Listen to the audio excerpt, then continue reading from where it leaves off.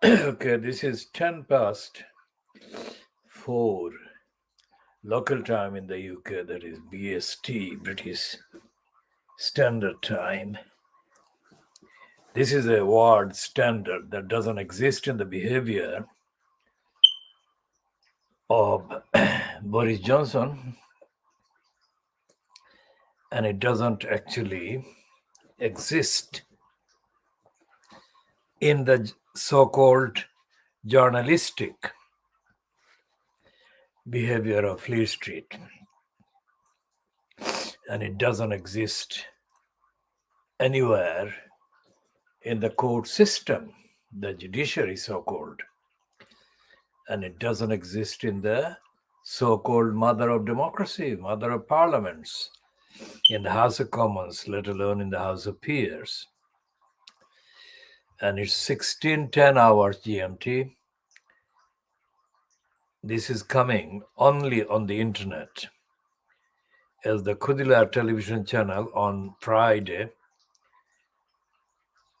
and it's 16:10 hours GMT on Friday, the 3rd of December 2021.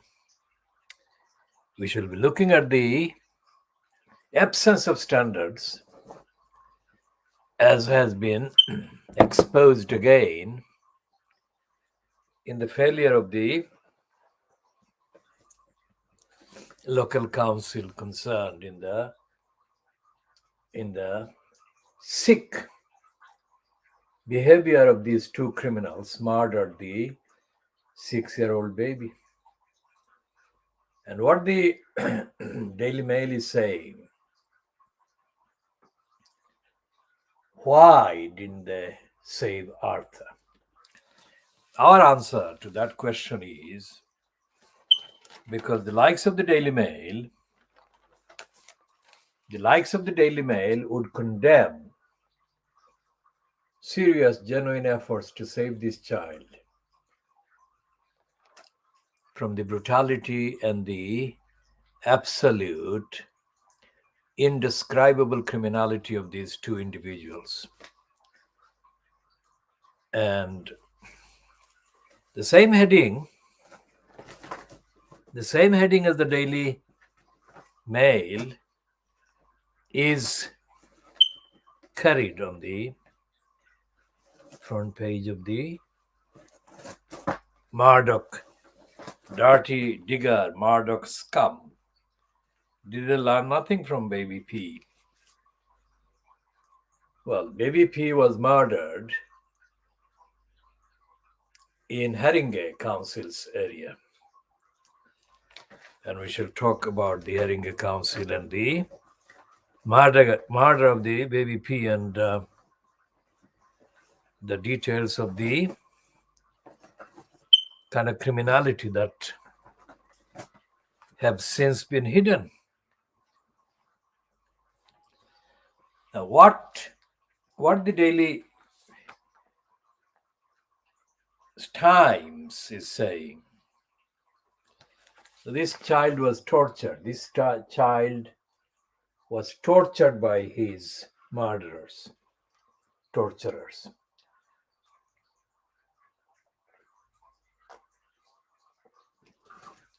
And elsewhere in the so-called mainstream media, there is this report going around after the print papers were kind of finalized yesterday for the editions of today. And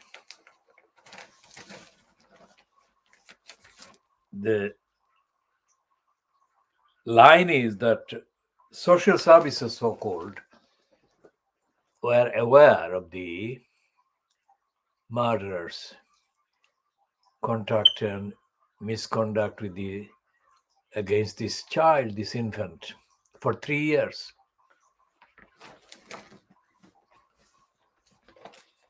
So these are the 2 pages on the Times today, running the parts of the facts about the torture of this child. And what this main heading says: social services dismissed warnings before boy was tortured and killed.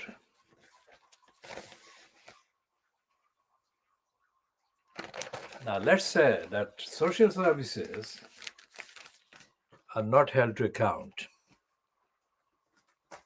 Social services are not held to account, and the social services are actually installed in various local councils as part of the fascistic kind of careerist reign that don't actually safeguard children, babies, and others. Social services are not held to account. Now, this is the woman that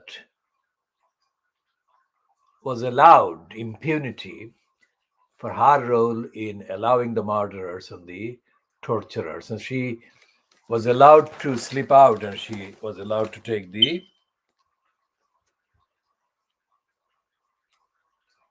kind of retirement. And she was celebrating her retirement.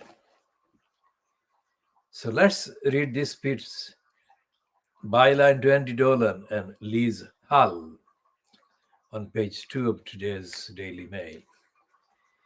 It says the authorities missed a catalogue of chances to rescue Arthur from a life of abuse and torture at the hands of his father and stepmother. Family members alerted social services and police to severe bruising around his shoulders. And neighbors also expressed fears for the little boy's safety. But only cursory checks, that is not serious, really, token, not serious checks were carried out. And social workers believed the web of lies spun by Arthur's stepmother and father to give the impression he lived in a happy household. Less than 2 months before Arthur died, social services had a golden opportunity to end his suffering after the child's grandmother, Joanne Hughes, flagged concerns about the little boy. Arthur told his grandmother that Emma Thurston had shoved him into a wall. When Mrs. Hughes, a schoolteacher, checked his body, she saw severe bruising stretching from the front of Arthur's left shoulder to the rear and photographed the injuries. The images were sent to Solihull Council's Social Services Department, and 2 social workers attended Tustin's home for a spot check the next day. The threshold visit to see if the case needed to come in for a full social work assessment was prompted by both Mrs. Hughes' contact and a domestic violence referral from police. Thomas Hughes had contacted officers to express concerns over Tustin's mental health after a row. Social worker Jane Kavanagh, 35, said Arthur had appeared to be happy, playful, and boisterous, and read phrase from running around in the garden. But the court heard that she and family support worker Angela Scarlett Coppage only lifted the boy's shirt up to his shoulders, seeing the majority of his back. She says she saw only a faint, yellowish bruise, but a pediatrician, that is a child doctor, told the jury the bruises photographed by Arthur's grandmother could not have faded that quickly. Miss Scarlett Coppage, 51, told jurors Arthur had happily showed us all of his shoulders and said she saw only a faded bruise. So this is not just one person, the whole lot of the social services failed that little child. Now, where do you seek anything like the appropriate words and language to use to describe what happened to this child? Solihull is in the Midlands, and it is one of the countries, one of the UK's kind of most corruptly operated councils. Should come to the councils because we've been talking about the councils in the Twitter post that we have posted earlier today before this edition. Let's say when we say that the local councils are corrupt, what we mean. We mean this kind of thing. I mean, one part of the injury, let alone all the other injuries that this boy had on his body, should have been enough to safeguard him, to save him, to protect him. And the council didn't. Not only did the council employees in the so-called social services refuse to take the boy's needs to stay alive and stay safely seriously, they actually, on the facts, engaged in a series of conspiracies to deny and hide the evidence.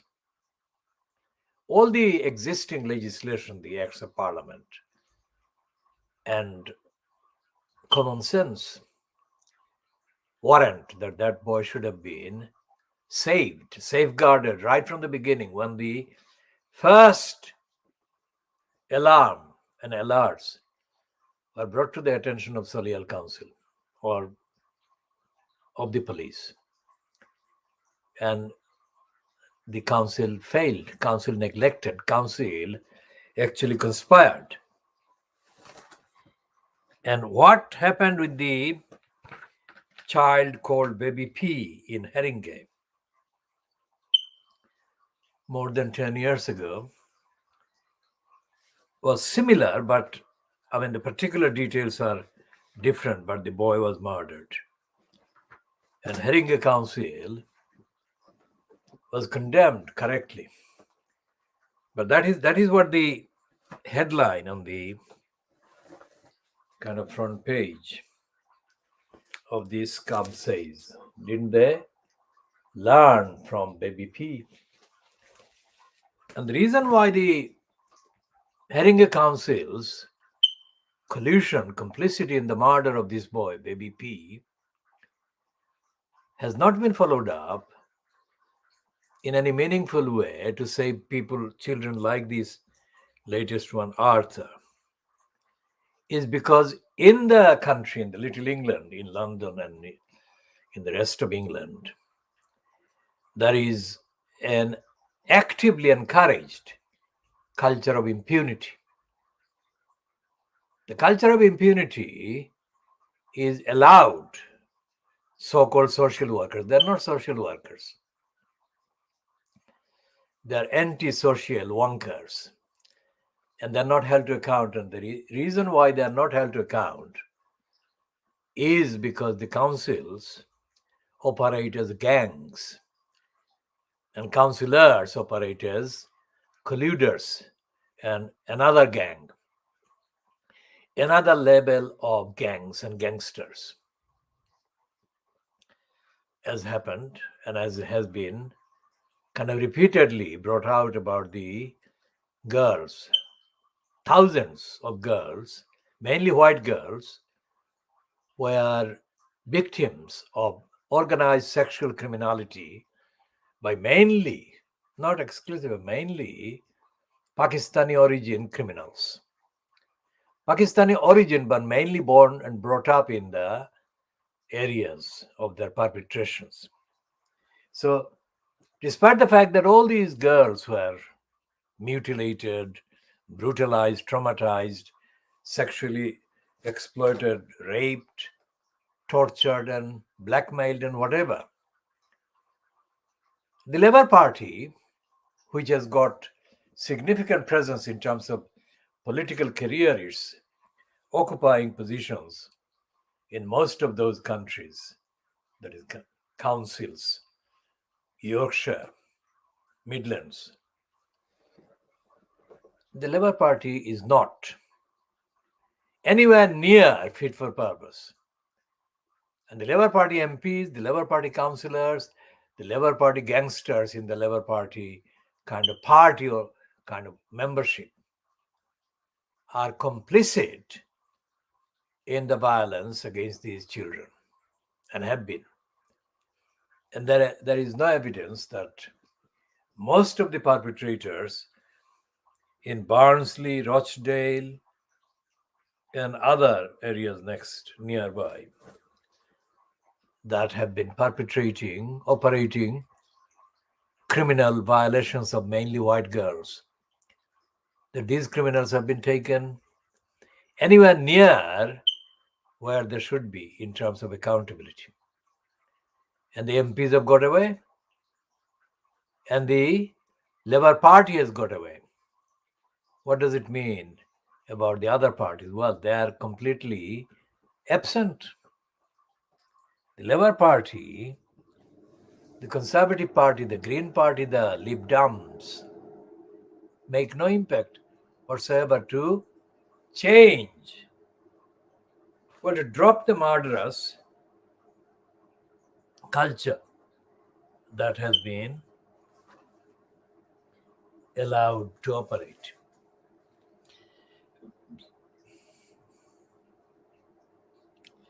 And in the financial crimes, let's say,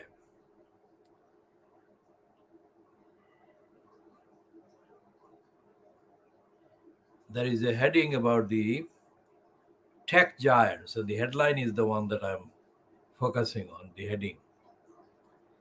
Regulators need to take back control. Now, this is about the regulators being kind of exploited, manipulated, and used as rubber stamps by the big criminal gangs called the big techs.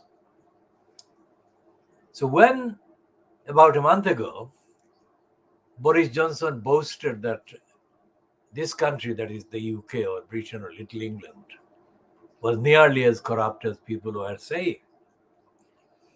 Well, he could not see the corruption. Why? Because he is a crook. He's as corrupt and as in denial and as involved in the misconduct and the evil deeds that the others are doing, like these two murderers of this baby Arthur. And there is nothing in the published accounts, nothing in the published kind of statements, comments that can be directly traced to Boris Johnson that actually suggests that he even recognizes the existence of the criminality that has been perpetrated against this child. Look at the scum. This baby didn't stand a chance because there is no outrage and there is no action, there is no kind of policy, there is no guidelines in the country that would hold the criminals that murdered this boy, tortured this boy. Now, this is the stepmother who is the criminal in the actual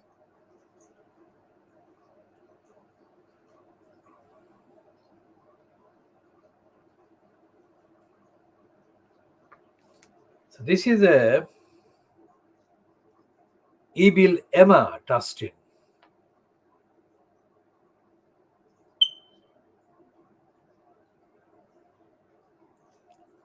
This criminal claimed that this 6-year-old child attacked her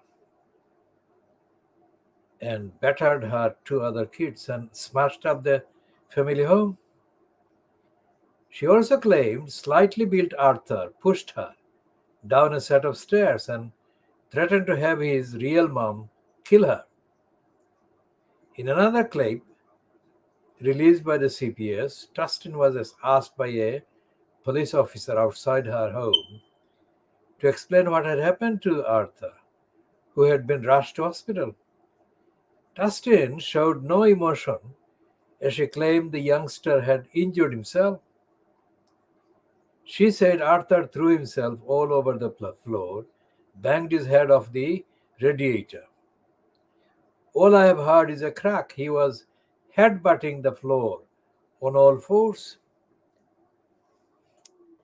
Now, evil individuals like this Emma Tustin have been overdue for in-depth serial investigation and action so that they don't harm a child like that, nor do they do damage to others. And as is evident from the narrative run by the likes of the mainstream Channel 4 and the BBC, ITV, Sky News, whatever the mainstream so-called media, and their attitude towards people in poverty and low income, etc., etc. The mainstream attitude to these people, like this Emma Tustin, is not anywhere near what it should be in terms of these criminals being looked after, cared for in a way that they don't do damage to children like this boy and they don't harm anybody else. So when the people who did kind of echo the phrase, the many are neglected as per policy. And the policy that neglects the many is the policy that the likes of Boris Johnson actually feed off and apply. I mean, the news this past 12 hours is that Johnson is ignoring serious advice that he shouldn't indulge in Christmas, quote, celebration at the number 10. What does it mean? What kind of message is the incumbent in the post of the, quote, prime minister behaving in that way is giving to the many? And so extrapolate that, extend that kind of negligence and contempt to the needs of the most vulnerable, to the needs of the most innocent, like the child Arthur. I mean, you cannot emphasize highly enough the innocence of this boy. And it is beyond hell what he was put through. And he's innocent, 6-year-old. From 3 years, when he was 3, he had begun to be targeted, or he was targeted by the violence, by the cruelty and the criminality, by his so-called biological father and his colluder, his kind of these criminals' new wife, There is nothing that the Daily Mail, which gives the space to this complete and utter liar called Stephen Glover. There is nothing in Stephen Glover's piece today, which is the latest attack on Meghan Markle. There is nothing in the piece about the innocent being neglected, to be brutalized in conditions, in ways that cannot be found anywhere on the face of the earth. And Meghan Markle has only only guilty of winning a court ruling against the Daily Mail. That's her offense. So you have the likes of the Daily Mail backing Boris Johnson, and instead of wondering how to stop this worst possible abuse inflicted on this child, the Daily Mail has decided to dedicate how many pages? Front page, main kind of display there against Meghan. And then inside, it is calling Meghan's ruling, or the court ruling in favor of Meghan Markle, a chilling blow to free speech. It's not the brutal nightmare, 3 years of torture inflicted on this 6-year-old child with the complicity and collusion of local council social services, that is chilling to human rights, basic rights.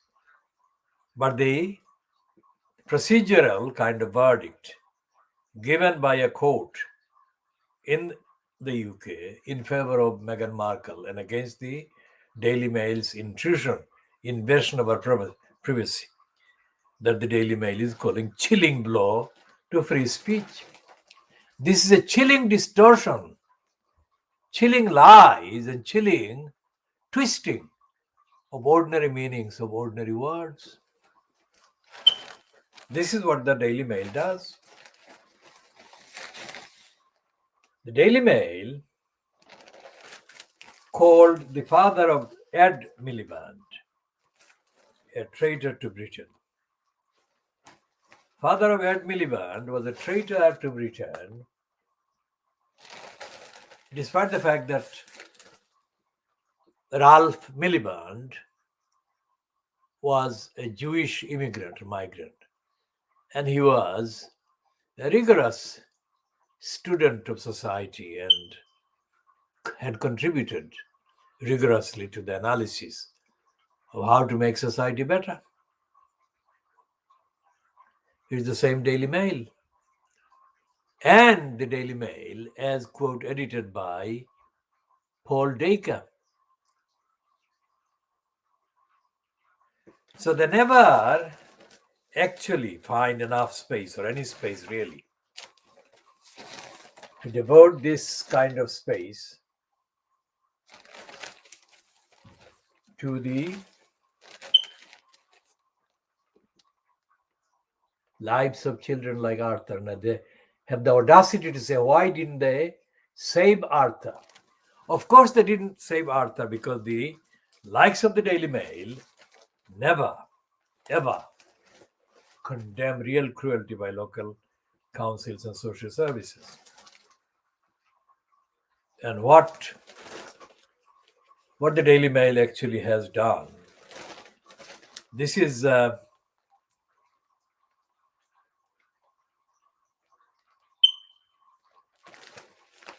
what they kind of do as tokenistic thing, and this is the other one that they do for the purpose of their ideology. This is saying that she wanted children for the benefit, child benefit. That is absolutely most likely correct. But in the rest of the agenda, rest of the narrative, the Daily Mail attacks the very people who genuinely need child benefit. And child benefit, instead of being treated by the likes of the Daily Mail as a need based on poverty, and as a result of the other policies that the Daily Mail supports, creating poverty. It's not child benefit kind of exceptionally mentioned about this evil woman. Child benefit generally, as it affects most people, is derided, is condemned by the Daily Mail. So the Daily Mail is the reason why they didn't save Arthur, because the Daily Mail would not kind of cover any factual kind of evidence before the child was brutalized and murdered in a way that would cover the behavior of the council, the social services, and actually bring into action or trigger vital action to save this boy, save this child. Because the Daily Mail condemns the social class, the social background of children like Arthur, as does Boris Johnson. Because Boris Johnson, about 15, 16 years ago,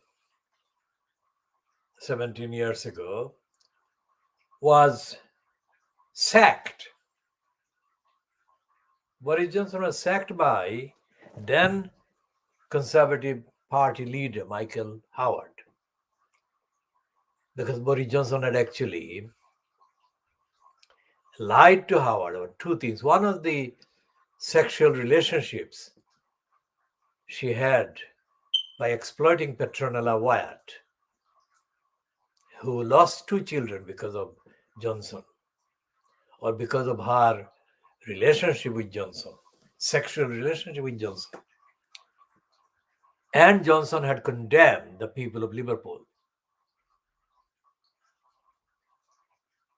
So the attitude of Boris Johnson showing contempt to the people of Liverpool, Merseyside, is the kind of attitude that Paul Decker supported and backed. The kind of attitude that the Daily Mail's commercial rival, the Scum, actually supported, because the Scum had been on the record already more than 10 years before Johnson condemned the people of Merseyside. The Scum had been on the record as having blamed the victims of the Hillsborough disaster.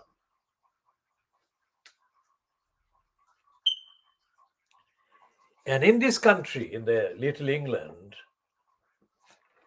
there are these token, oppressive token kind of outfits that are supposed to be looking after the many, looking after the little people, like the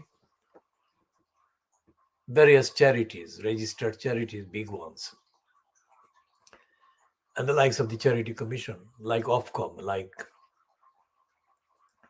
Press Complaints Commission as it was then. And none of these outfits actually has produced any protection for the victims of injustice, the victims of murder, massacre, and so on. I mean, the current kind of proceedings about the massacre of the Grenfell Tower residence. The proceedings are ongoing. And the proceedings of the other so-called commissions and inquiries about child sex abuse over decades by local councils like Lambeth and others still continuing.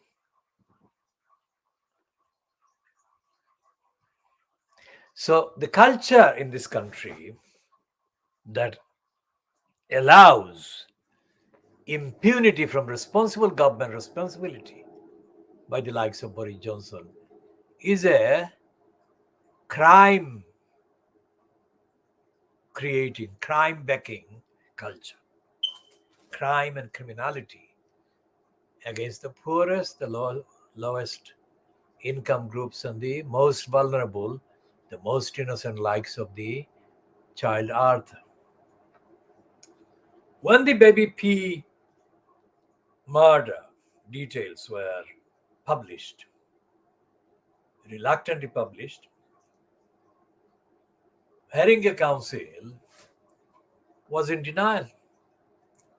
The councillors in place at the time in Haringa Council were in denial. And the social services manager concerned at the time, Sharon Shoesmith was in denial.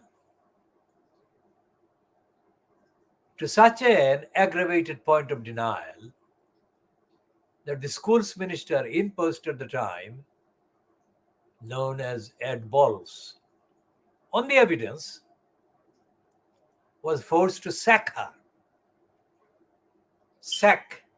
Sharon Shoesmith. And because of the corruption, criminality, and cruelty that is actually embedded in the corrupt judicial bureaucracy in this country, after years of bureaucratic kind of tussles, Sharon Shoesmith successfully, quote, reversed the particular findings of responsibility against her. And since that happened, of course, Ed Balls is no longer a member of parliament and no longer, of course, a minister. Ed Balls, as far as I can see, has been silent, as has been the entirety of Fleet Street about the criminality done against the baby P. So what we are looking at is, look at these particular incidents. When the Hillsborough massacre of football fans happened, the scum, this one which is shedding crocodile tears about the baby Arthur, the scum actually ran a front page story that suggested that the victims of the massacre were themselves to blame. Now that was 12, 13 years before Michael Howard sent Boris Johnson to Merseyside to apologize to the people against whom Johnson had publicly published contemptuous comments, putting into question their integrity and their honesty as a people of a region. So what you have is that there is a form, there is a pattern, there is a record, and there is an evidence, and there is a kind of allowance given to perpetrators in power in this country by Fleet Street to behave with impunity. Now, there is nothing in the papers today, 8-9 days since the massacre of the migrants in the sea in Channel. There is nothing about them as far as we can check. Now, the reason why there is nothing about these people, innocent people, massacred in the channel, because the perception, the narrative, the idea, the attitude that Fleet Street Papers and Parliament, British Parliament, have towards the people wrongly called the migrants or asylum seekers, because these people are victims already before they even became asylum seekers and migrants. And I include even the girl, Kurdish girl, 24-year-old, whose photograph has been published first as a victim. Why would she want to leave Kurdistan, Turkish Kurdistan, or her home territory? Because the whole area, the whole of the region, Iraq, Afghanistan, Syria, Kurdistan, the whole area currently is under various dysfunctional, anti-democratic, oppressive kind of regimes and gangs. And internationally, the so-called United Nations and its agencies that are supposed to do the safeguarding for these people who become forced to have to leave their countries. The United Nations is silent. As we said in 2017, our movement, the current United Nations man,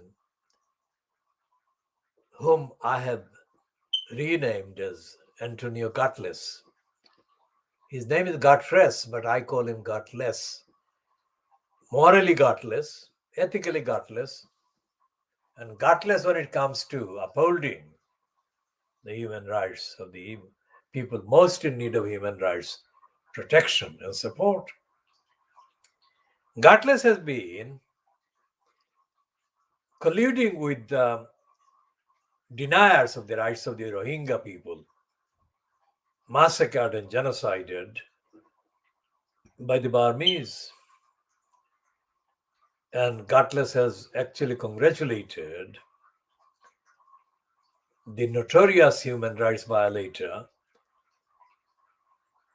Narendra Modi, who actually was one of the very few people to visit Burma to congratulate the anti-Muslim genocide and massacre.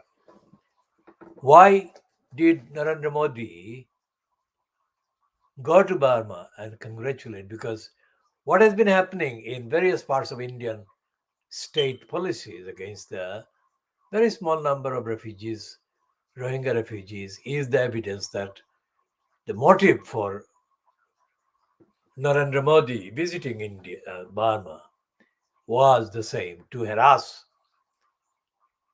the Rohingyas because they are Muslims, not because they are human beings, but because they are Muslims.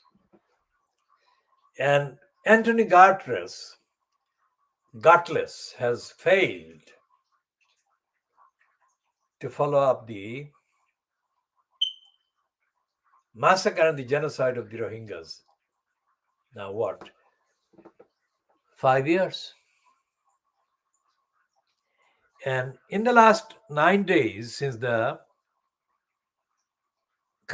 mainly Kurdish people were drowned in the massacre in the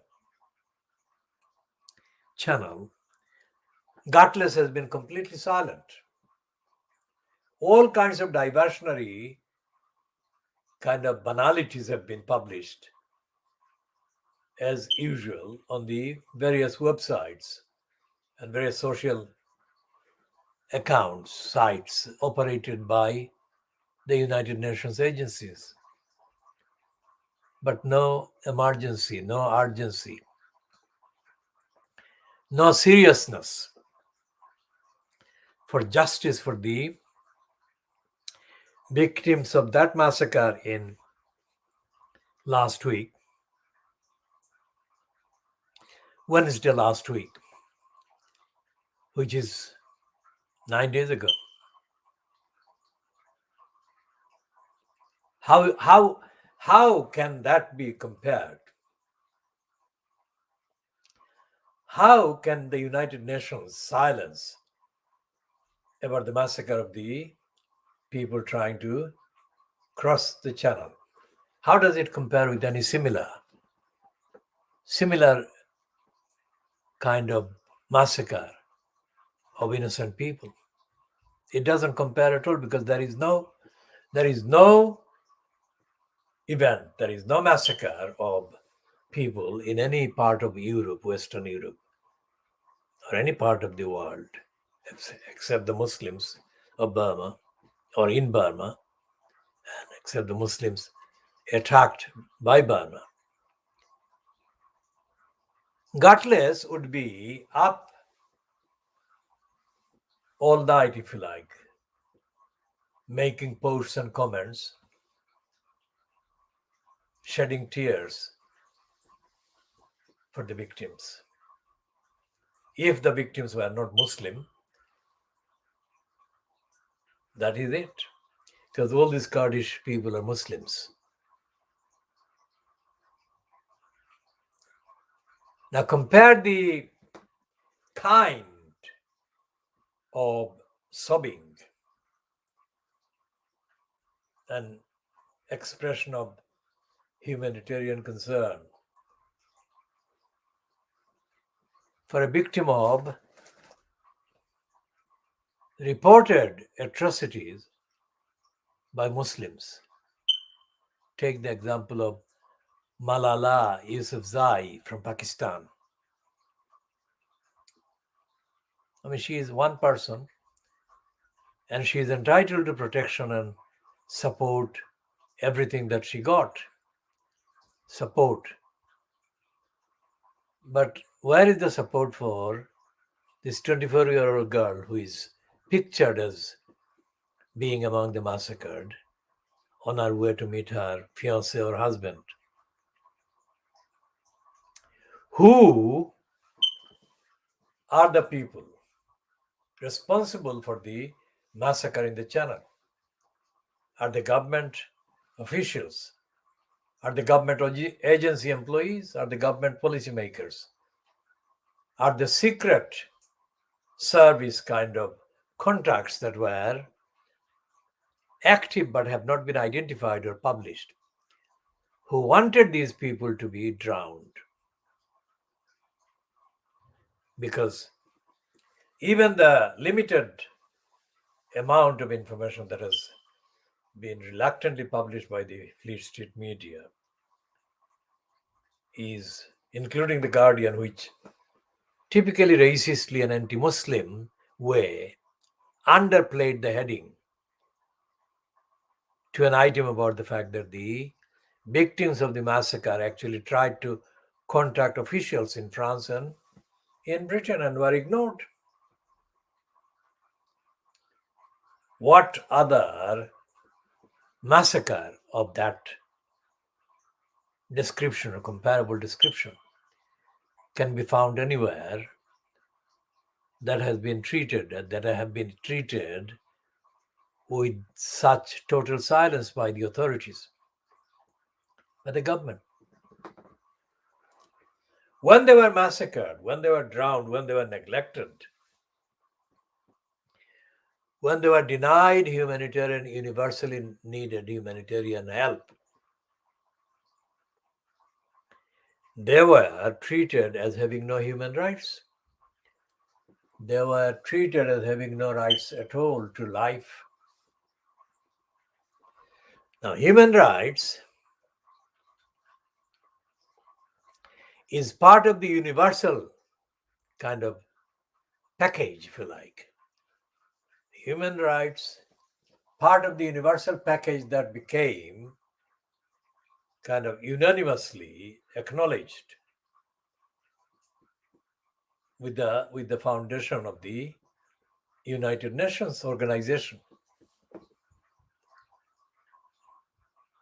So it's not a minor issue. It's about people's lives and people's freedom, protection, security. The most important rights every human being needs. And it is this idea of human rights that the Daily Mail is attacking now. The Daily Mail is not attacking those who violated the human rights of the people who most needed protection, safeguarding. But the Daily Mail is part of the pack, calling for the scrapping of the Human Rights Act in the UK 1998. And it's not just the Daily Mail, it's the entire cabal identified with Boris Johnson. He wants the Human Rights Act scrapped, as did Theresa May. Now, Theresa May, as compared to Boris Johnson in terms of in the context of the Brexit and European Union, claims or had claimed to have opposed the UK's exit from the European Union. It seems that she is no more a respecter of human rights than the known self-confessed racist anti-Muslim Boris Johnson. Because yesterday the Guardian carried a piece that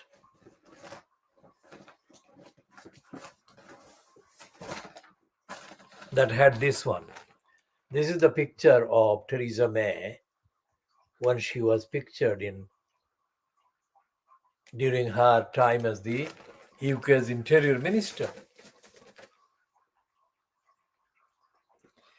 And the caption to that picture by Peter Byrne, WPA, Poole, and Getty, these are the three commercial credits. The caption reads, Theresa May as Home Secretary in 2012. That is the picture that was taken of her in 2012 when she was in post as Home Secretary. When Theresa May spoke about wanting to create a hostile environment for illegal migration.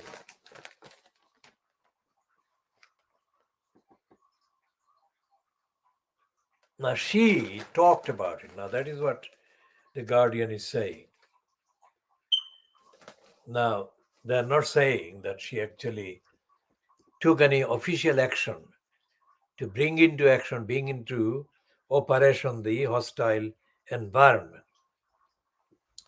But these two words, hostile environment, since the Guardian published a few years ago, the first detailed copy about the Windrush people,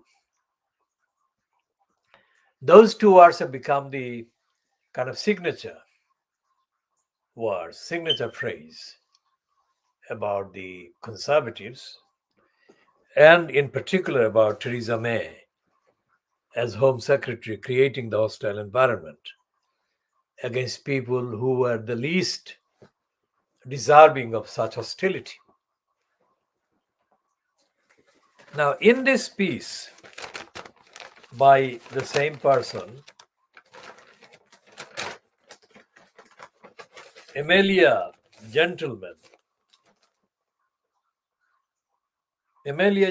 is married to Joe Johnson, the immediate younger brother, I think, of Boris Johnson, who Joe Johnson is no longer a member of parliament, but he has been adequately rewarded, I think. Now, Emilia Gentleman was given the Paul Foot Award for her original piece published by The Guardian about the Windrush generation.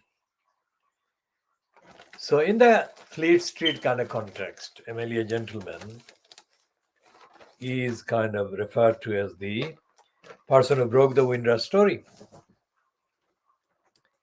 But in this piece yesterday, Thursday, the 2nd of December 2021, it's published as a long read.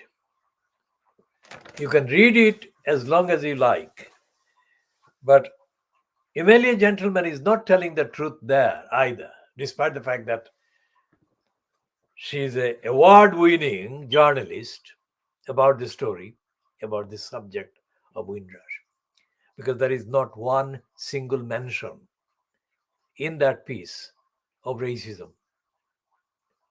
Most certainly, no mention that can be analogous to the policy background related to Thomas Babington Macaulay. Because she says that the Ghanaian person, who is Richard Amoah, who is the center of this story, who went to Ghana for his father's funeral and then found himself barred from returning to Britain for 2.5 years. Then she goes to the next sentence. Like other victims of Windrush scandal, Richard Amoah is owed compensation. But what will he actually get? Now that's a story that is supposed to be about human rights and about fighting racism and colonialism. But it's reduced to how much will he get? Surely a lot more needs to be done to begin to compensate Richard Amoah for the hell that he was put through. Now, there is nothing in the Amelia Gentleman piece of The Guardian of Thursday, the 2nd of December 2021, that actually refers to the clamor, the racist clamor that is ongoing now by Boris Johnson and his colluders in the media and in Fleet Street and in the Houses of Parliament to scrap the Human Rights Act 1998. Because it's not the actual contents of the Human Rights Act of 1998 that need to be examined and diagnosed. It is the ideology, the idea, the purpose of having any constitutional instrument to recognize human rights of the people that are often violated. And this is a legal thing. Put it however way, whatever way you like. But this is a legal thing. This is a constitutional law thing. Now, I have been actively campaigning in the fields of laws, especially including the constitutional law, however imperfect the laws themselves. But I have been campaigning for a very long time, far longer than Keir Starmer has been alive. Now, I have seen nothing. I have seen nothing since Starmer surfaced as a, quote, public figure that shows even 1% of understanding on his part about the international treaties, international conventions, the ideas of establishing international constitutional and treaty regimes for upholding human rights. This is not unconnected with the fact that I condemn Starmer as the political murderer of the Labour Party. Now, I am not a fan of the bureaucratic Labour Party,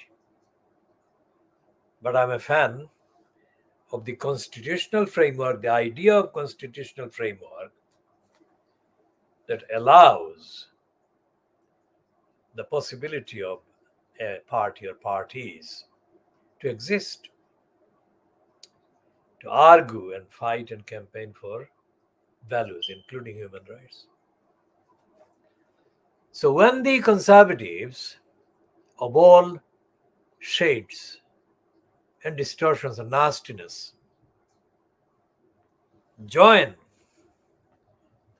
in the clamor for scrapping the 1998 Human Rights Act, the least that you could expect from a so-called opposition party or leader is for that particular person to condemn, oppose that kind of clamor, that kind of claim. Starmer has not made any statement whatsoever, if I can kind of rely on my memory. Nor has anybody else in the name of the Labour Party. Remember, the Labour Party is politically murdered, so there is no expectation, but I'm talking about the ones that still pretend that there is a Labour Party. So what are they doing?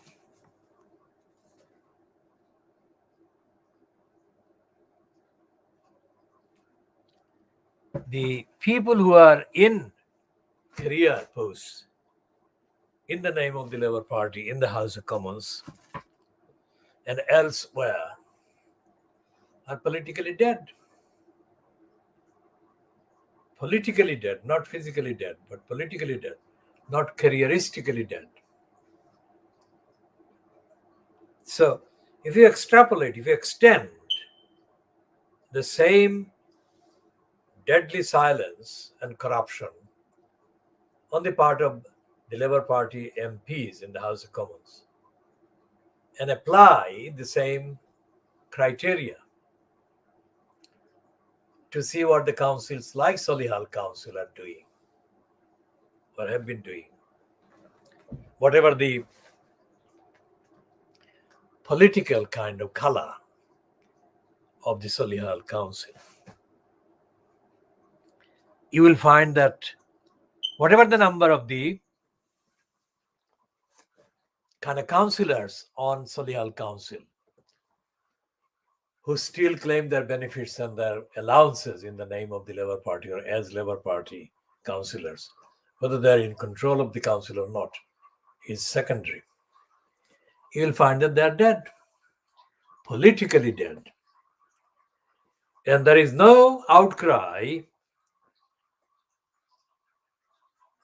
for the baby Artha from any of the Solihull councillors that claim to be members of the Labour Party.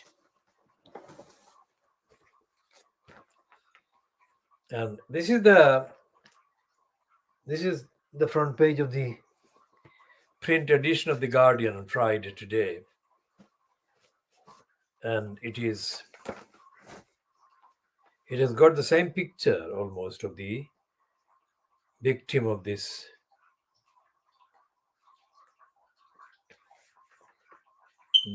brutality, Artha, as some other papers, including the Times. Yes, this is the Times that have got the same picture of the child. And they're saying in the heading, appalling cruelty. The couple guilty of killing 6-year-old.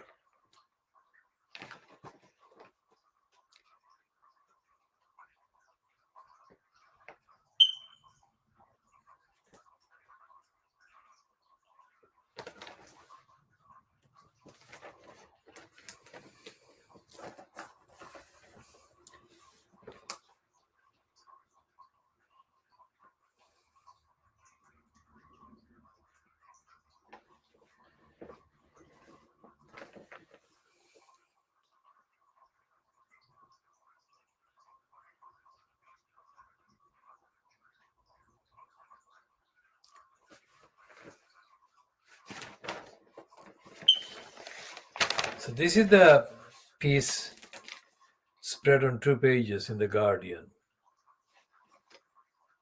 on this child, Arth.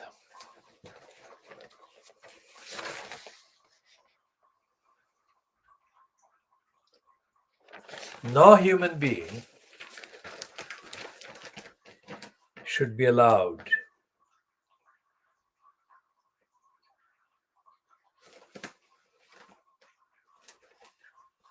to breathe after they murdered this child, brutalized, tortured, tormented him. So what am I saying? In this country, there is no capital punishment.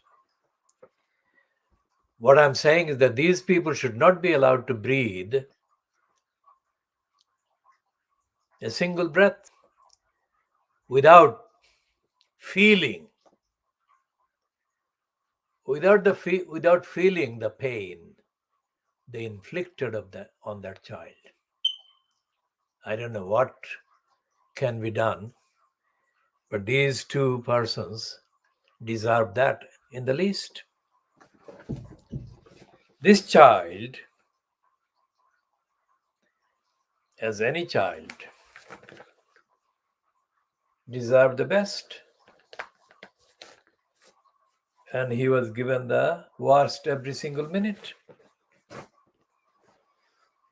So those people who colluded with these criminals, these torturers, should be held to account in a way that they feel the pain, that they aided the tormentors and the torturers to inflict on this child. Now, what am I saying is that there is nothing in place in this country, far from anything like what I'm saying should be meted out to them.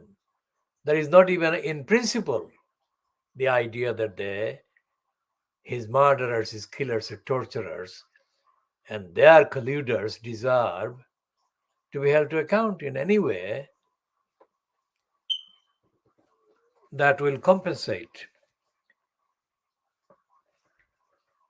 notionally compensate this child.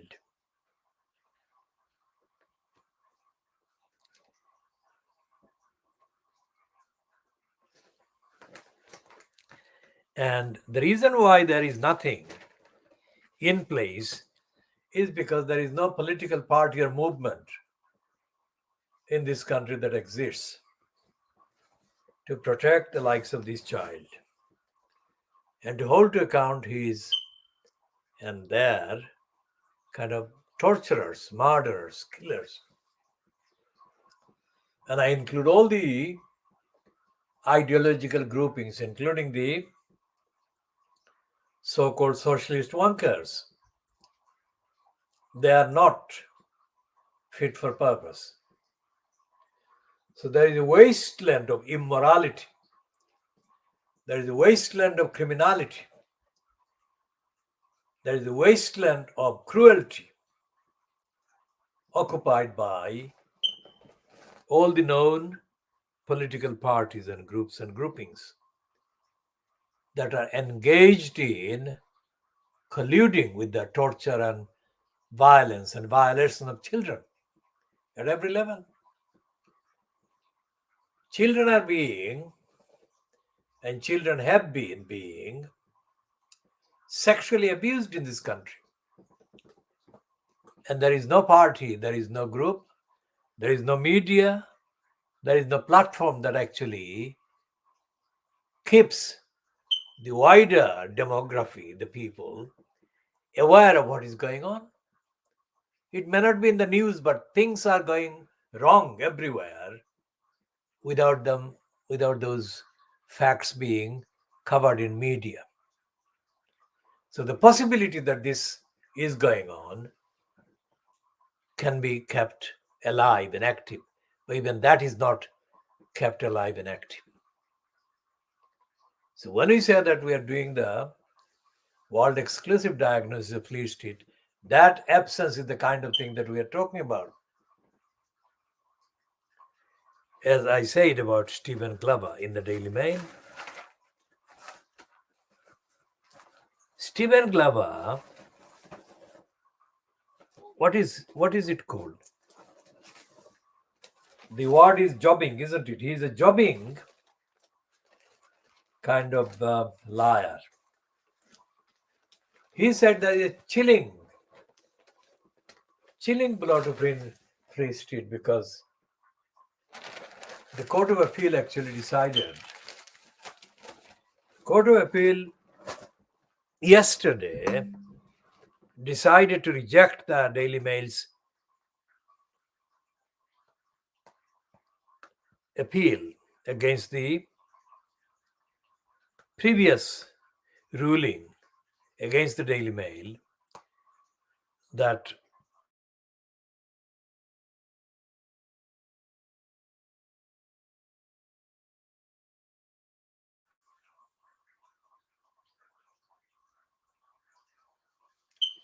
so let's see what the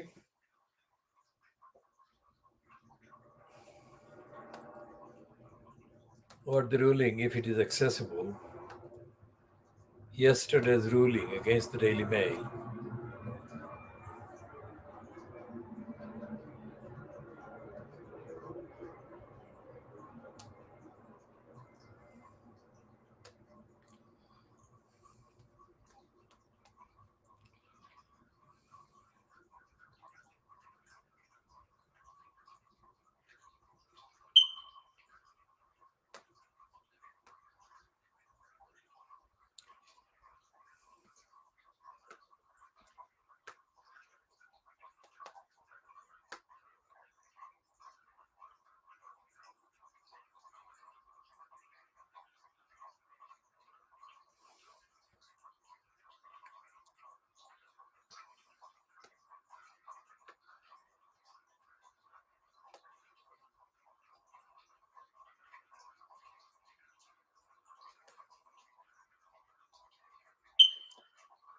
Well, as I'm looking at as one of the websites that usually contains quote higher court rulings, can't find this minute, but essentially what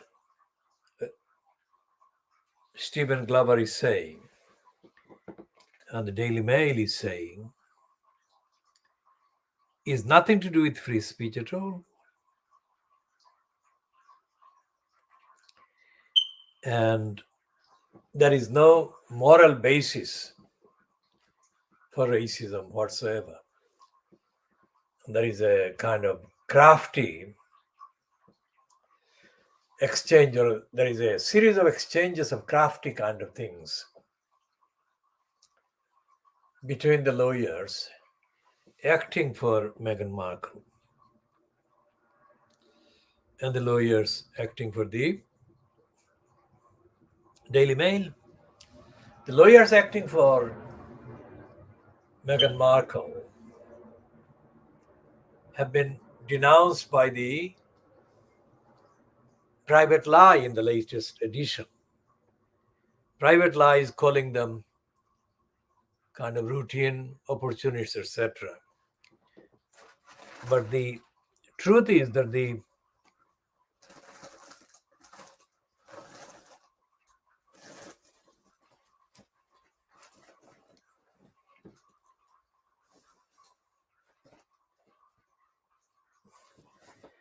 firm of lawyers called Shillings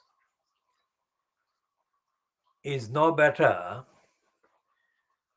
nor worse than the Daily Mail.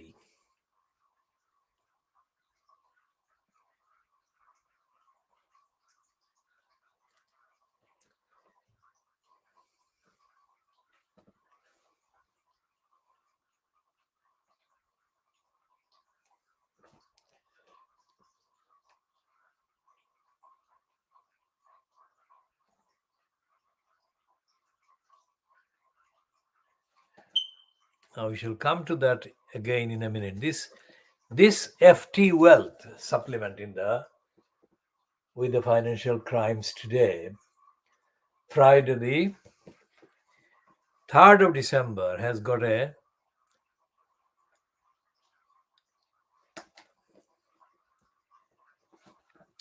corrupt promotion piece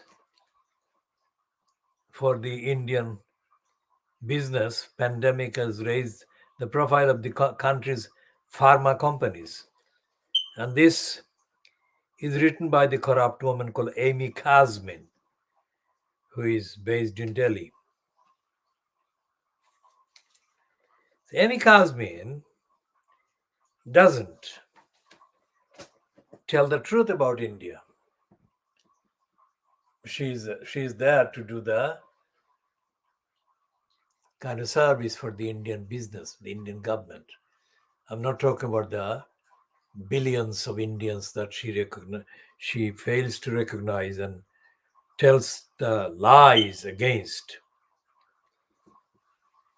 So, although she is based in Delhi, and this is the Financial Crimes, not the Daily Mail or the Scum, she is lying as much as the Daily Mail and the Scum do. So, as I said before, not in this edition, but a few editions earlier, we are contextually looking at the quote media in India.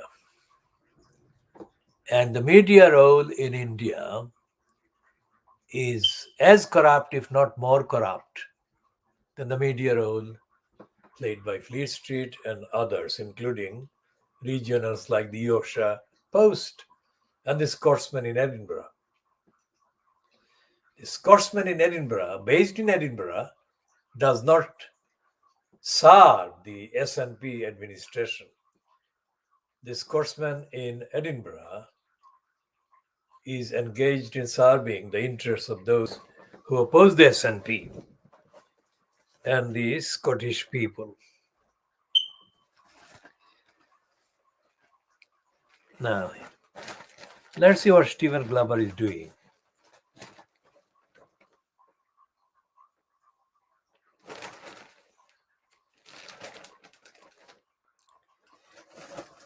He says, if Meghan really wanted to fight for the truth, so he's at least including the concept of truth of the term, she would come to court.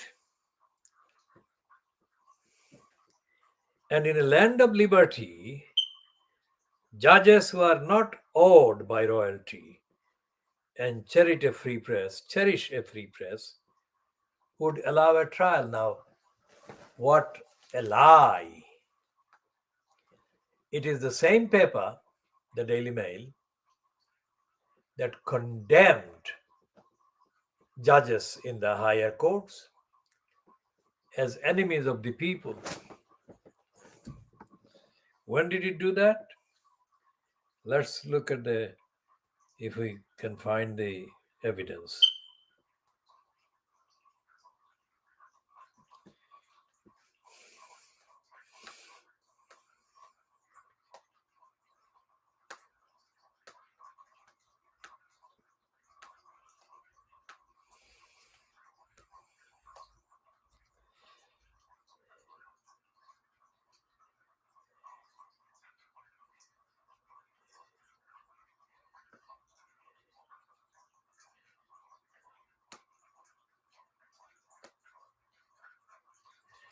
This is the Daily Mail, enemies of the people. So the Daily Mail called the judges enemies of the people. And the prelude to the heading, to the front page splash, is fury over out-of-touch judges who defied 17.4 million Brexit voters and could trigger constitutional crisis. That is the Daily Mail.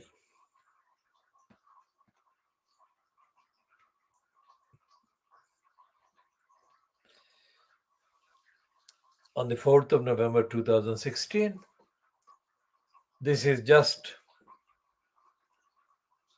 over, just a week. This is the 3rd of December. So, Enemies of the People was the headline to an article by the political editor James Slack, published in the British newspaper the Daily Mail on the 4th of November 2016. The headline, an associated article, were about the three judges who had ruled that the UK government would require the consent of Parliament to give notice of Brexit. The headline was widely criticized as being inappropriately condemnatory and attracted in numerous complaints, given that the British judiciary is independent of the government. The court had ruled on the question of whether the Constitution of the United Kingdom permitted the government to use the royal prerogative to invoke Article 50, or whether it would need to be authorized by an explicit act of Parliament to do so. Background: the headline, written by James Slack and approved by editor Paul Dacre, was in response to the ruling of the High Court of England and Wales in the Miller case that the government would need to gain the consent of Parliament before it could trigger Article 50 and exit the European Union. The government had intended to use the royal prerogative to invoke Article 50 after a referendum in June 2016 had resulted in a 52% majority vote to leaving. The Daily Mail claimed the court's decision purposely blocked the Brexit process and ran the story and headline about the three High Court judges. Lord Chief Justice Lord Thomas, Master of the Rolls Sir Terence Atherton, and Lord Justice Sales. The Mail Online also initially described Atherton as an openly gay ex-Olympic fencer.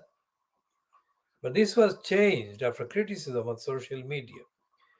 Former Lord Chief Justice Igor Judge said the newspapers attacking comments, particularly the homophobia concerns, were very unpleasant.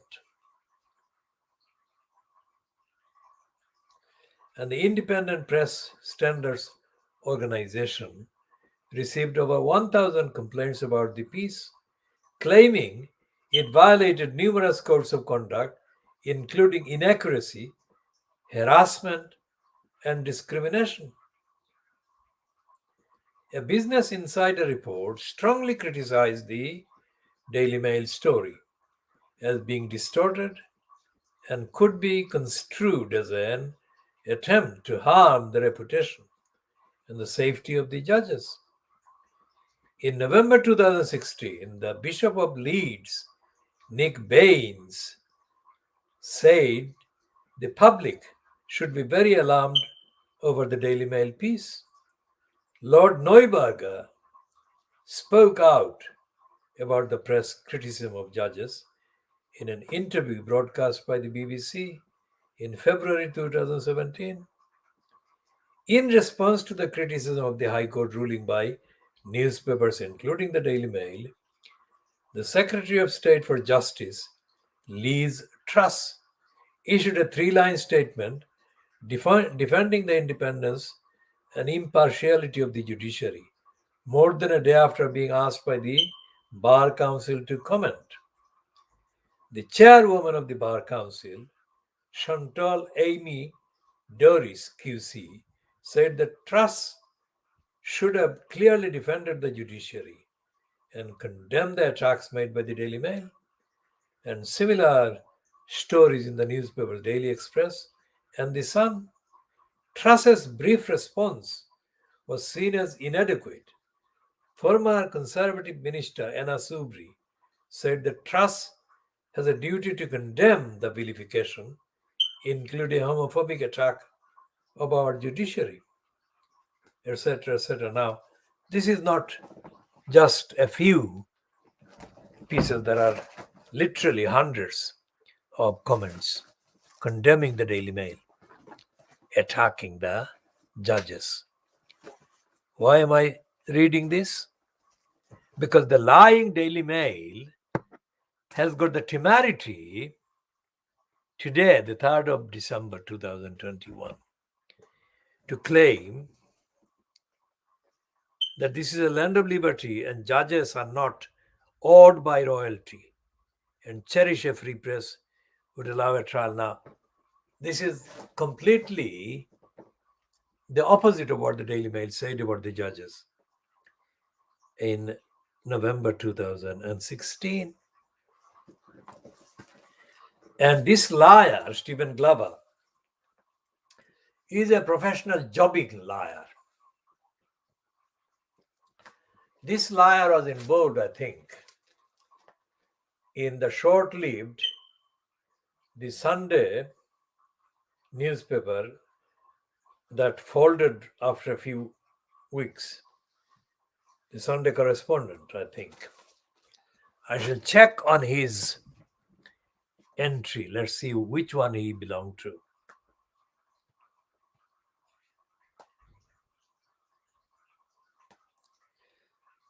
The Sunday Independent, let's see.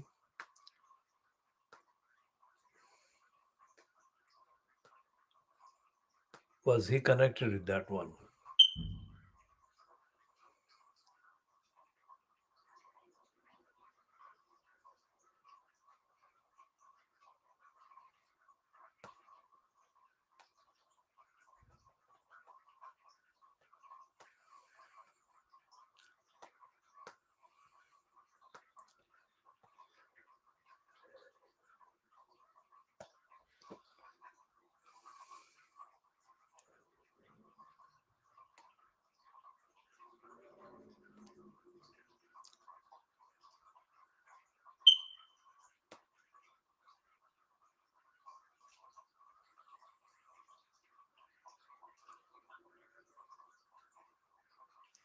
Okay, so he's not listed there as editor. So let's see where he comes from. This Stephen Glover.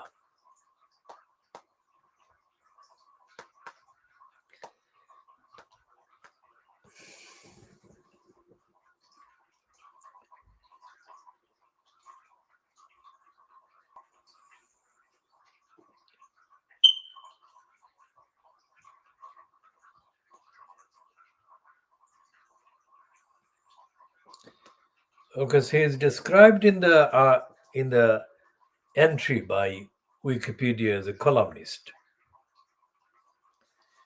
So he was involved in the founding of the Independent, not the Sunday Correspondent. So according to this entry, it says Glover co-founded the Independent in 1986.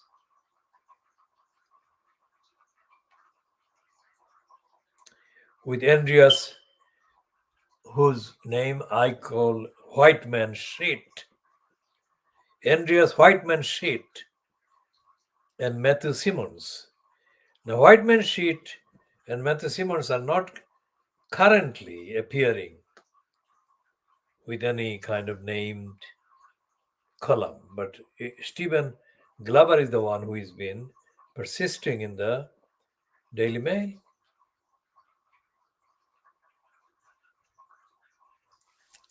And this entry says that all three of them had previously been journalists on the quote Daily Telegraph and had left the paper towards the end of Lord Hartwell's ownership. Between 86 and 90, Glover was foreign editor of the Independent. In 1990, he became the founding editor of the Independent on Sunday. In 92, Glover helped Richard Ingram's launch the Oldie magazine with fellow journalists Oberon Waugh, Alexander Chancellor, and Patrick Marnham. Glover has been a columnist for the London Evening Standard 92-95, the Daily Telegraph 95-97, the Spectator 96-2005, and the Independent 2005-12. He has written a column for the Daily Mail since 1998. So this will be 23 years, 23 calendar years that he has been writing a column for the Daily Mail, starting in 1998, 23 years.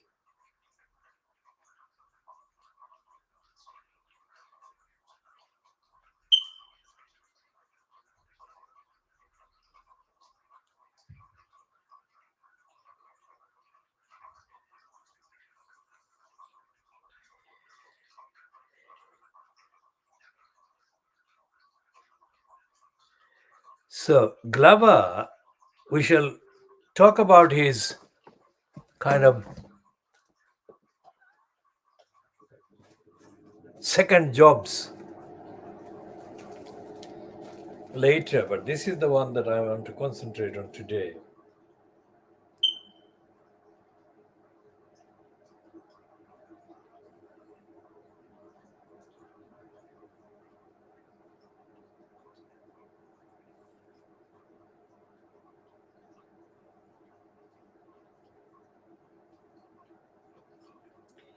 Now, Glover is lying on the facts because he's saying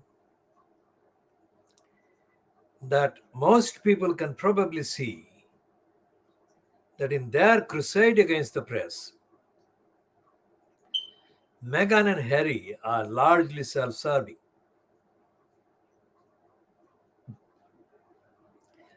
They seek only favorable coverage and want their actions never to be examined or criticized. Now that's a brazen lie, because Glover cannot cite a single instance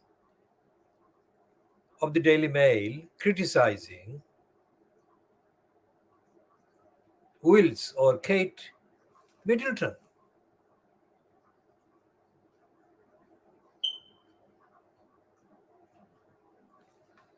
And Glover knows that he's lying. Glover also knows that most people would not accept what he's saying. So therefore he says that he's admitting, I fear there are fans of the couple who will unthinkingly accept their depiction of the press as malign and destructive. He's admitting that, which is exactly what Paul Decker embodies. And Paul Decker, Daily Mail, is malign and corrupt.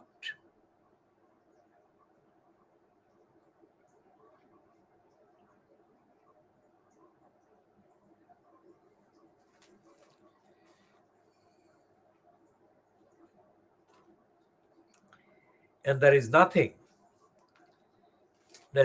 in the piece byline to the liar, jobbing liar,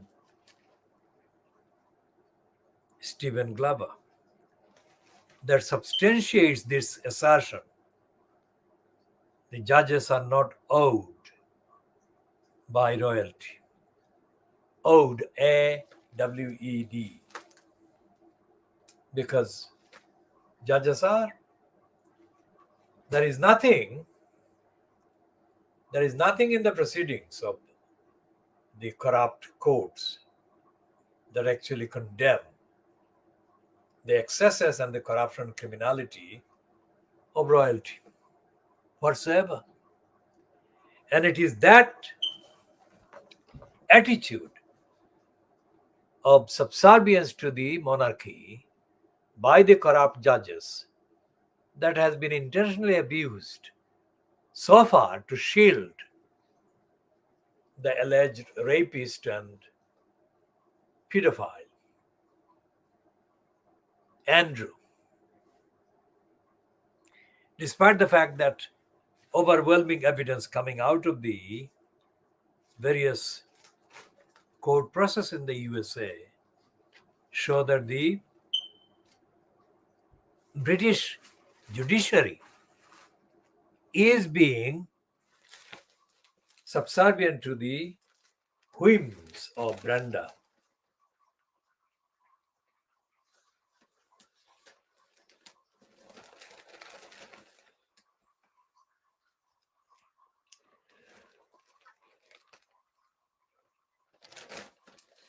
And the Daily Mail is running a kind of image of this scum, Rupert Murdoch's so-called son, to equate that as the court of public opinion's verdict against Meghan. This scum is not the court of public opinion by any means whatsoever.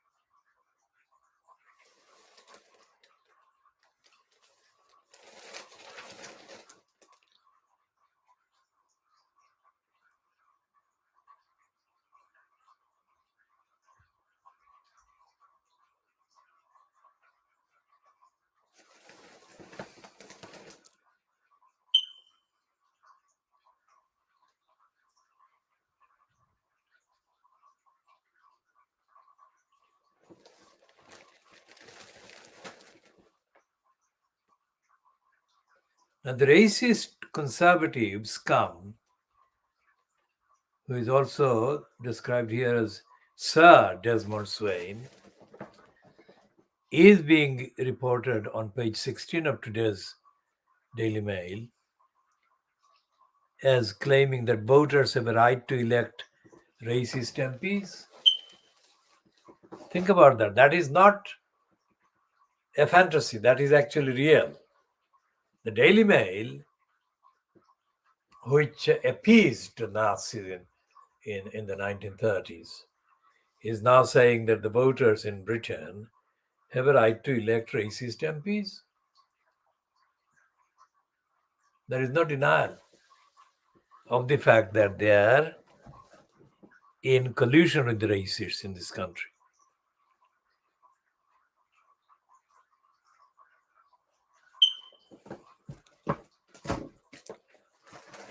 So, what is the racist rationale?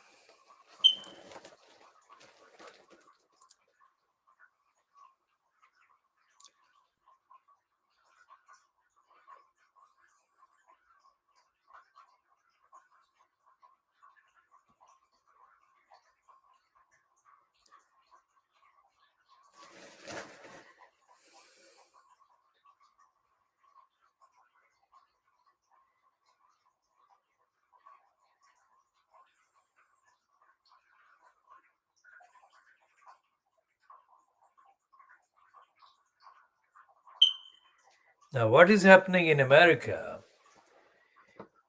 is reminiscent of what happened in the case of Tawana Brawley.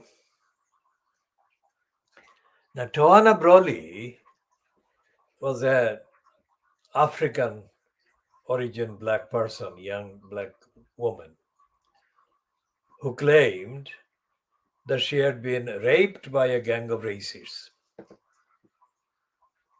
And then she was exposed as having made it all up. Now, here is a piece about Jussie Smollett, who said he had been assaulted and almost lynched by racist Trump fanatics. Now he is on trial, accused of faking it all to get a pay rise. And this is written by Tom Leonard for the Daily Mail based in New York. One sub-zero night on a deserted Chicago street, a gay black actor is attacked by two white supremacists who knock him to the ground, pour bleach over him, and try to lynch him before he manages to fight them off. Now, the picture that the Daily Mail piece has with this is of that alleged faker with Barack and Michelle Obama. Given its brutality, it's little surprise that the attack on Jussie Smollett in January 2019 became a national scandal, summing up for homophobic hatred, had been allowed to fester under the Trump administration. Now, does it mention the Tawana Broly case?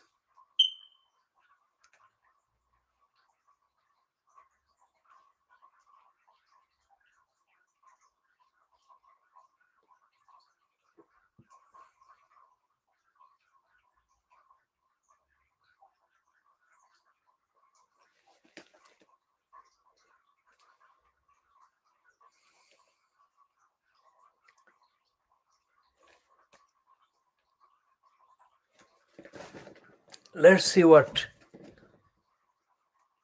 the wiki entry on Tawana Broly says.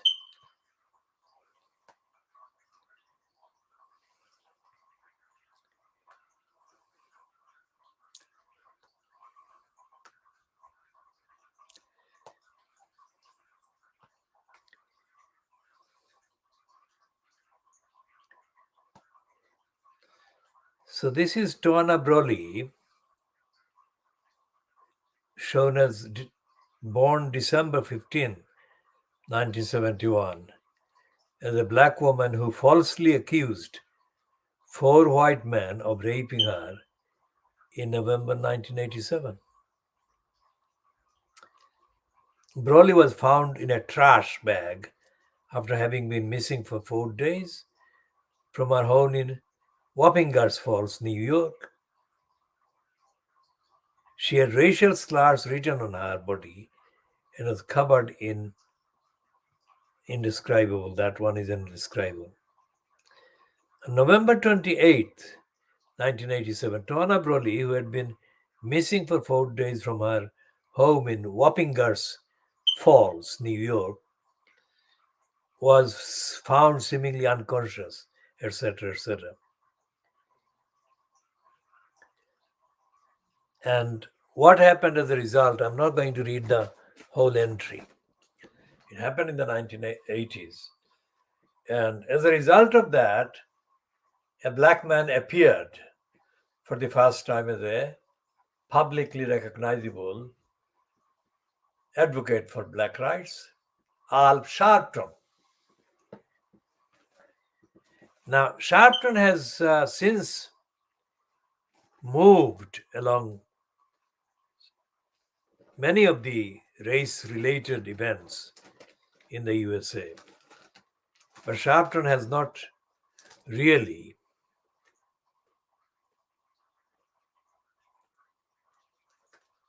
kind of emerged as an independent kind of campaigner against racism in the USA.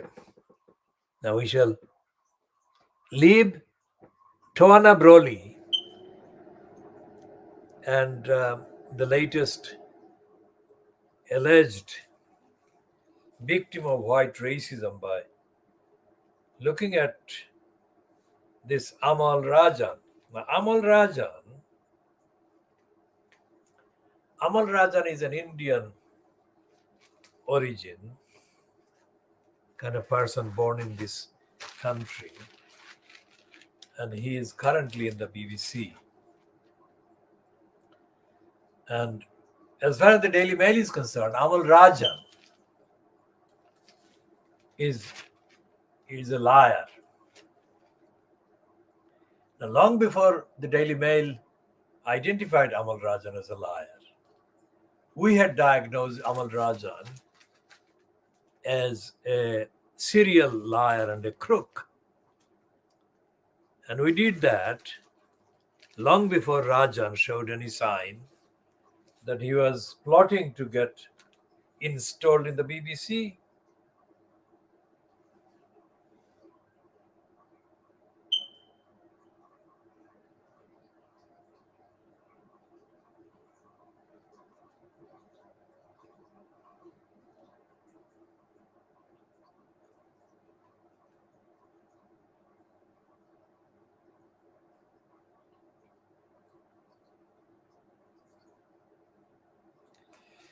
And today's piece about Rajan in the Daily Mail by Jenny Murray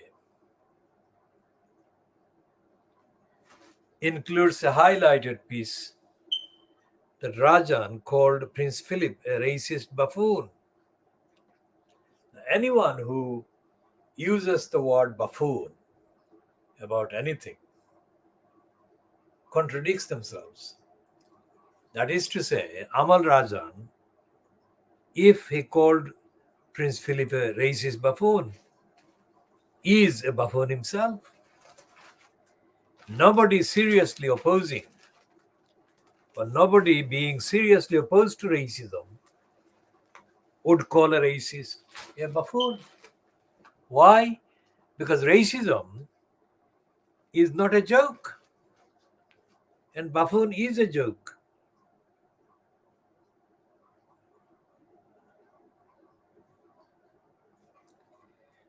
And what the Daily Mail wants is for somebody like Amal Rajan not to be made the political editor of the BBC, following the much discussed departure of Laura Konsberg.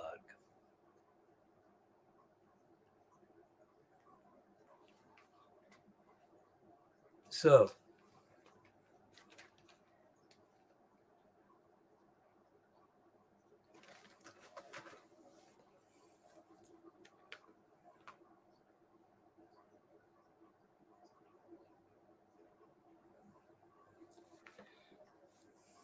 and here is a piece about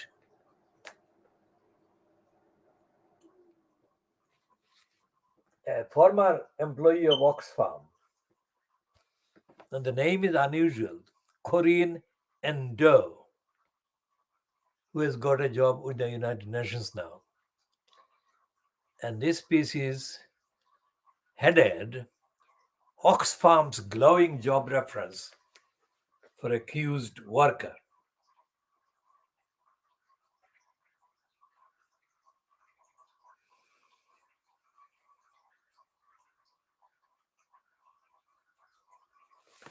Now, this person, Corinne Endo,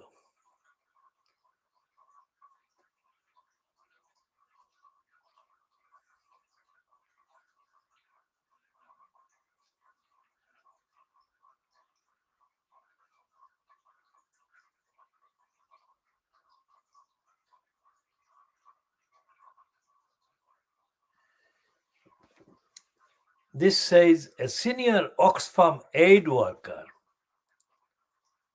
being investigated over allegations of serious misconduct has been appointed to a high-profile role with the United Nations agency.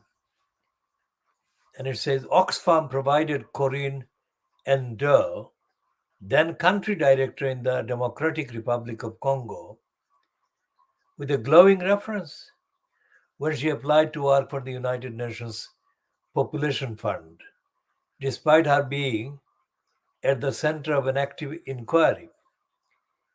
Endo was subsequently suspended by Oxfam when the Times disclosed the existence of the investigation.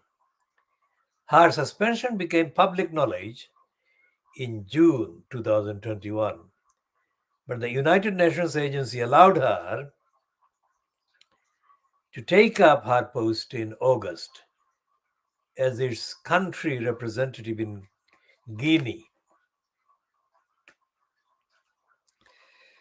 The case raises questions about aid agencies' commitments to reform betting procedures and information sharing in the wake of the 2018 sexual misconduct scandal, when staff dismissed by Oxfam for sexual misconduct in Haiti were hired by other aid agencies without employment history checks.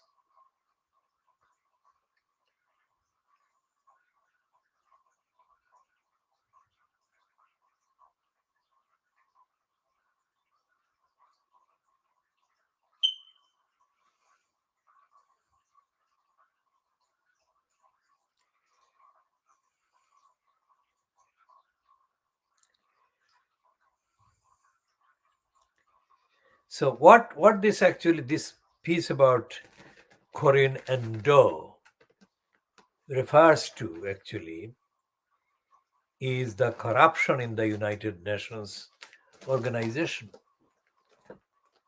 That is what I said earlier. I didn't say these words necessarily, but what I said was that the current Secretary General in post in the United Nations, Antonio Guterres, is a crook and a liar and a racist. And it is quite clear that he is the Secretary General of an organization whose majority of whose bureaucracies are corrupt as well.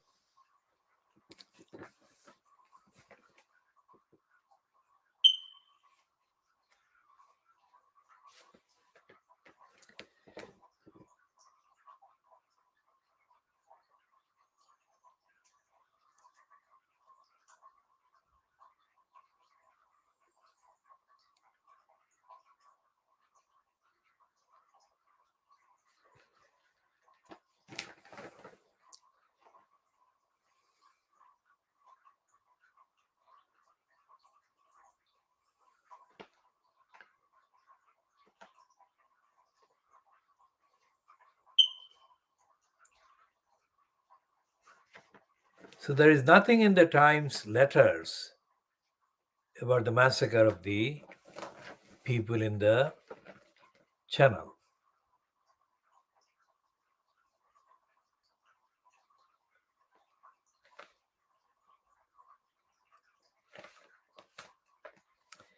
And it has got, the Times today has got 3 leader comments. One is about we Ukraine, and the second one, Palace Politics, and it says members of the royal family should abstain from campaigning. And the final one is about Women's Tennis Association stance against China, about the Chinese tennis player.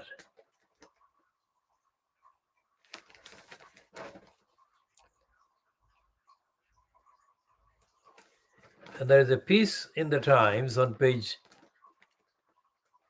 36, page 36, about Cambodia.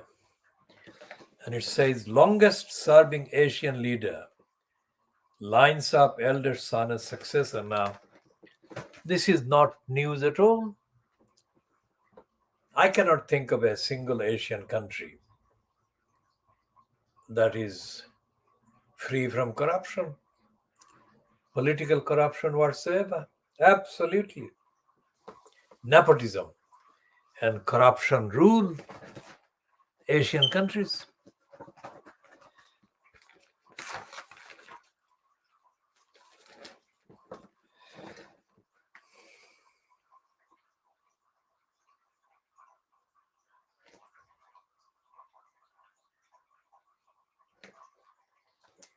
Now, this woman, Anne Treneman, whom I mentioned positively,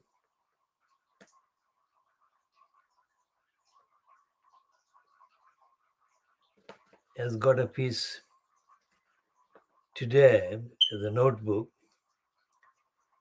headed COVID is still testing, but no longer frightening.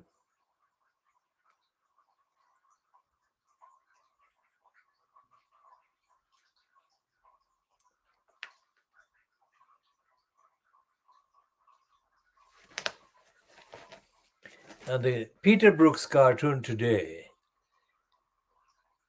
shows Congenital Liar Boris Johnson pretending to be friendly towards Macron. And Macron says, no chance.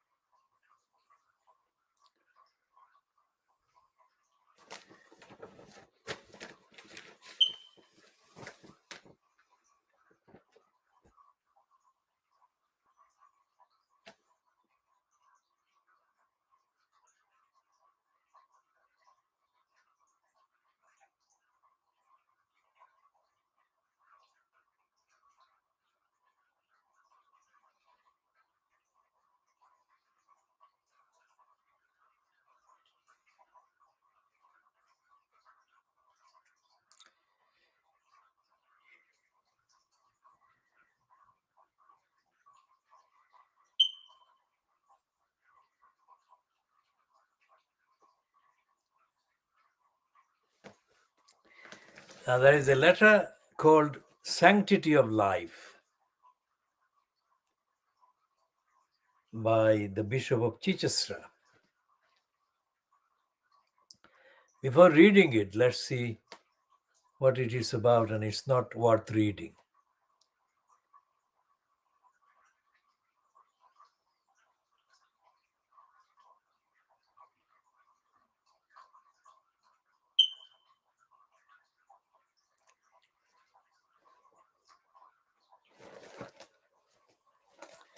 So when it comes to the behavior of China, the Times is quite happy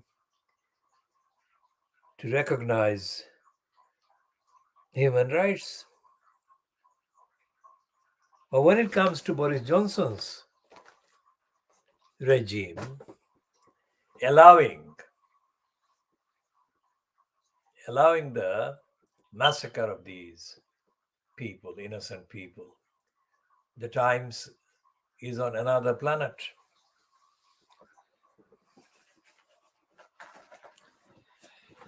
What is the Guardian in comparison with the Times? The Guardian is saying on page 1 that a Tory member of the House of Peers has been accused of sending a racist message. Who is the House of Peers member? It is none other than the completely corrupt Michelle Mone. Now, Michelle Mone is a crook who was made a member of the House of Peers by Dirty David Cameron. And Mone is the one that has actually been openly caught lobbying cons for multi-million pound corrupt contract over the COVID-19 virus.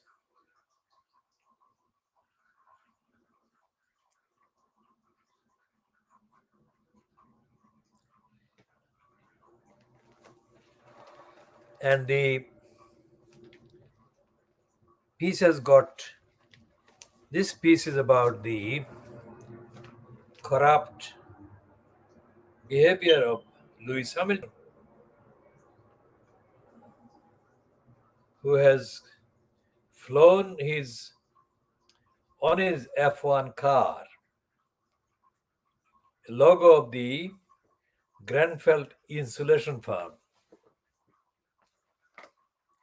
Grenfell Tower massacre victims and supporters have been outraged by this evidence.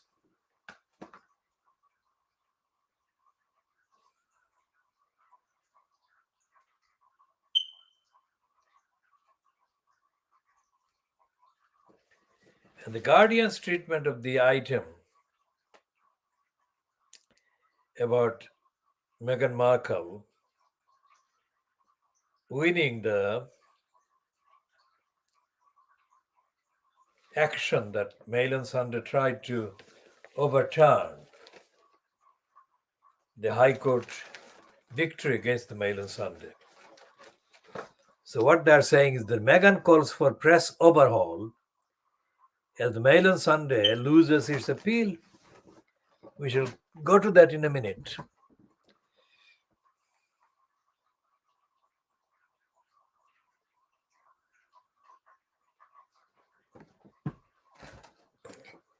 So we've just passed the length, 2 hours on this program, this edition.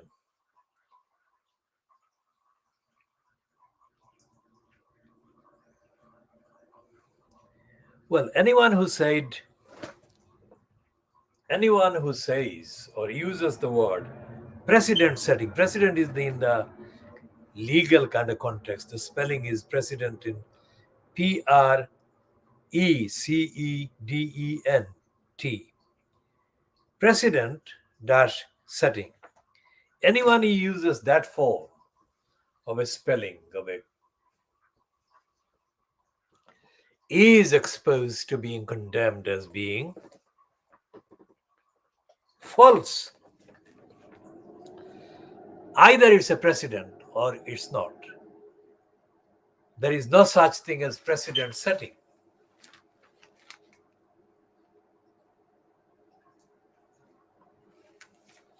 And the Guardian is, of course, admitting that there was no such thing because the master of the rolls seemed at pains to stress that it was not.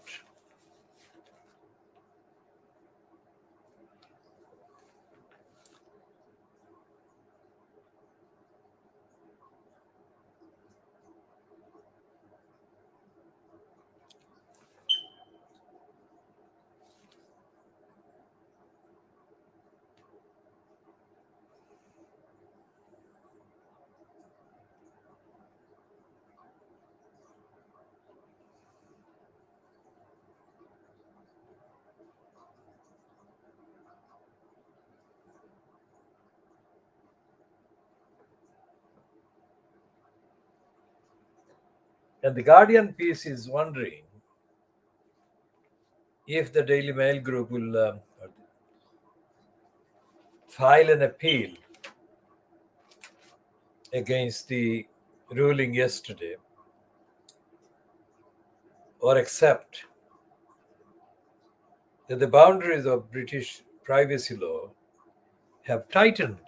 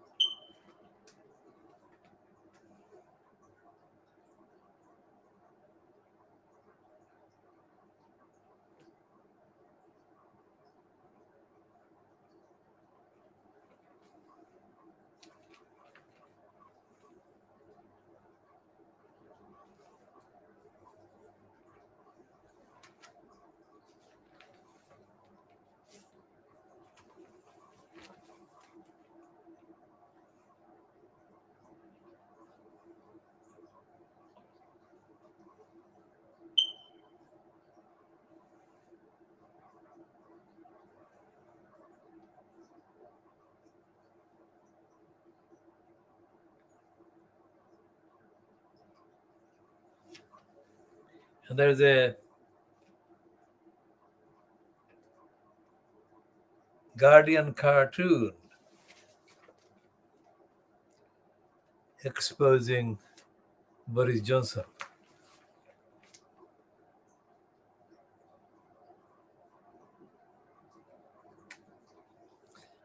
And there is a opinion piece about Johnson's corruption, which is that Johnson's rule is a throwback to the olden age of sleaze.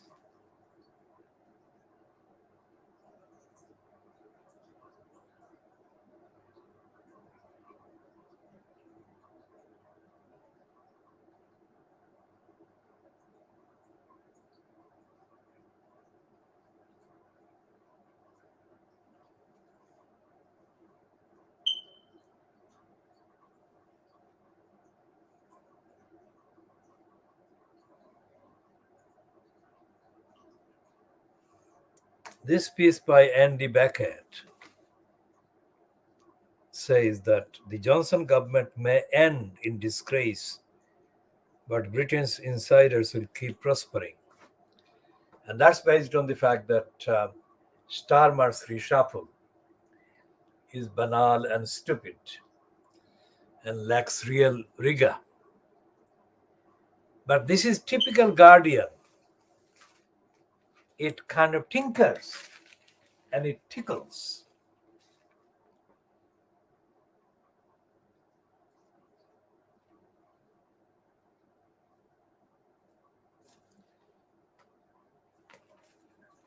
And it doesn't really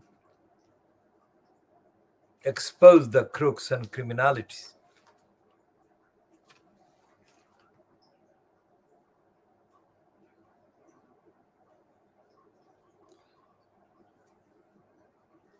Now there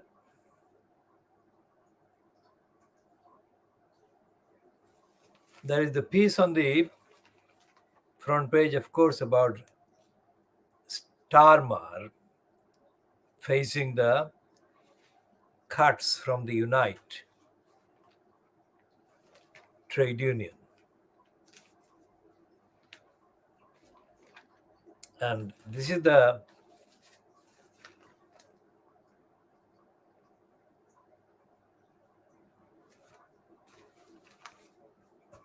Guardian is actually talking about Arthur, their child, who was tortured and tormented, and all of this, or most of it, was recorded on home camera. That raises the question: who installed that camera or those cameras? And if the boy was being recorded as being tortured, why did it not lead to action to save him? What we say generally as a whole about the Fleet Street under the world exclusive diagnosis of Fleet Street again is this: Fleet Street is tied to the corrupt politics. Corrupt politics currently fronted by the congenital liar Boris Johnson. And Starmer is a crook himself, because Starmer has brought this on himself. The cut to the funding by the Unite Union.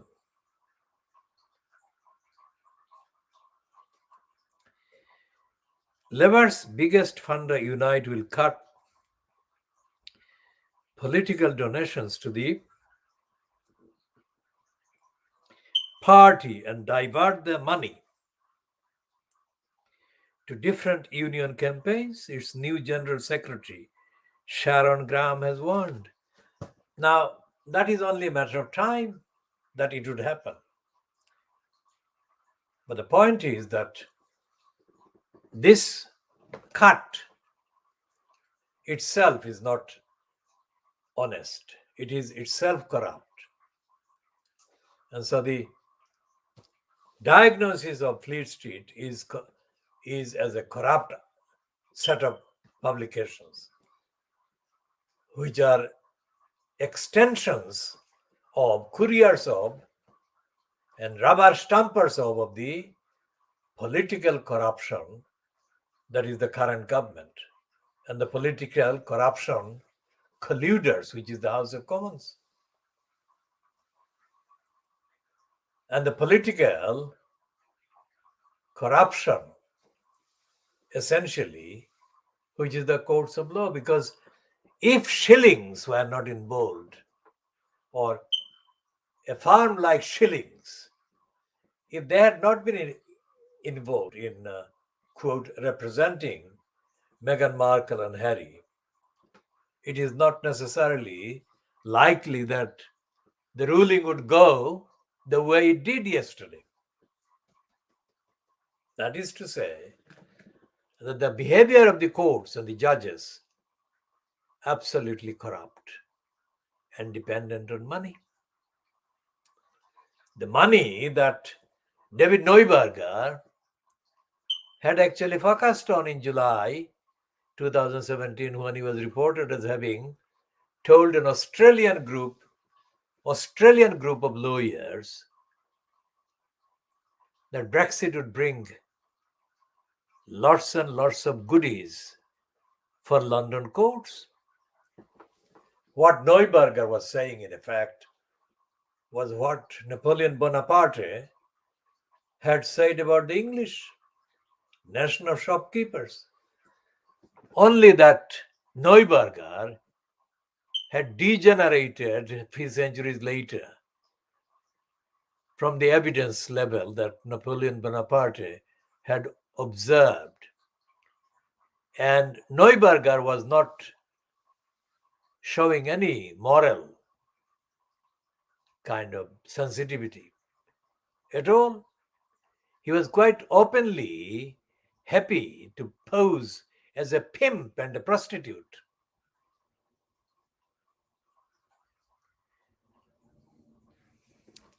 So we shall be stopping this particular edition at this stage, which is just maybe 10 minutes after 2 hours. So let's see what the actual length is.